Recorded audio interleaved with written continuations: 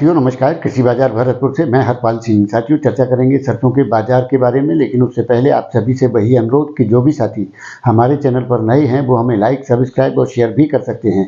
साथियों कल सरसों के बाजार में बड़ी गिरावट का रुख देखने को मिला था, क्योंकि नाफेड के द्वारा 11,589 मेट्रिक टन सरसों की बिकवाली की गई थी, जिसके चलते सरसों के बाजार में दबाव की स्थितियाँ देखी गई। लेकिन आज बाजारों के अंदर मामूली सुधार की स्थितियाँ देखी जा रही हैं, जिसके चलते जयपुर, दिल्ली और चरखी दादरी में सरसों के भाव में 25-25 रुपए के इजाफे देखे जा रहे हैं, जबकि भरतपुर मंडी में 5 रुपए की नरमी के साथ बाजार खुला है। जो कल बाजार 6191 रुपए थे, आज घट करके 6186 रुपए के भाव बोले जा रहे हैं, जबकि जयपुर के भाव जो कल 6575 रुपए थे, 6600 रुपए के बोले जा रहे हैं। दिल्ली के भाव जो 6425 रुपए के थे, 6450 रुपए, और चरखी दादरी के भाव जो 6400 रुपए थे, 6425 रुपए के बोले गए।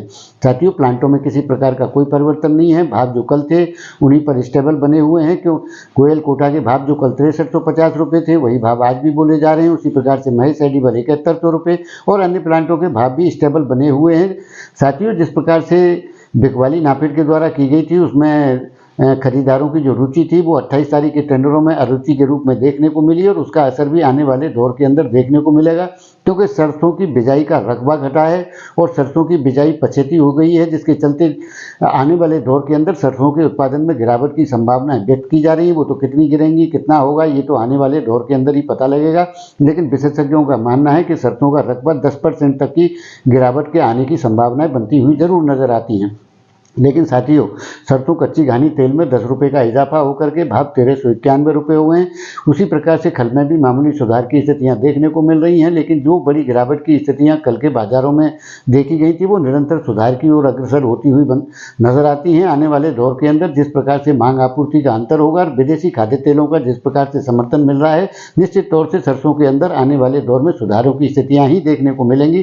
किसी बड़ी गिरावट की उम्मीद पहले भी नहीं थी और आज भी नहीं है। साथियों निश्चित तौर से अभी उन विषयों पर चर्चा करने का दौर नहीं है कि फसल आएगी तो सरसों क्या भाव होगी, सरसों का उत्पादन क्या होगा।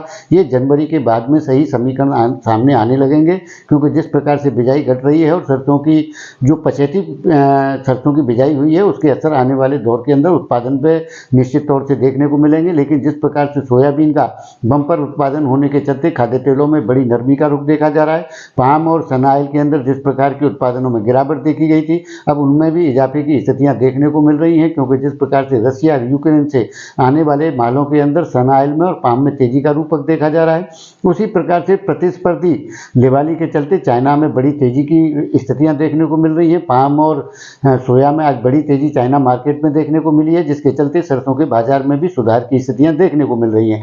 निश्चित तौर से खाद्य तेलों के बाजार में कोई बड़ी गिरावट की आशंकाएं फिलहाल के हालिया दौर में बनती हुई नजर नहीं आती हैं।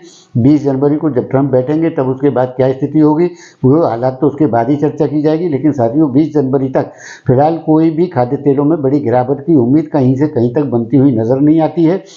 आने वाले दौर के अंदर सुधारात्मक और तेजी के रूपक ही बाजारों के अंदर देखने को मिलेंगे। ऐसी संभावनाओं को इनकार नहीं किया जा सकता। सरसों में बड़ी उछाल की उम्मीद तो फिलहाल के दौर में बनती हुई नजर नहीं आ रही है, लेकिन आने वाले दौर के अंदर कितनी तेजी या सुधार होंगे ये देखने अब बड़ा दिलचस्प होगा। क्योंकि साथियों जिस प्रकार से आवकों का दौर 1,80,000 बैग्स पर आकर के अटक गया है, और हो सकता है इनमें निरंतर आने वाले दौर के अंदर गिरावट की स्थितियां रहेंगी।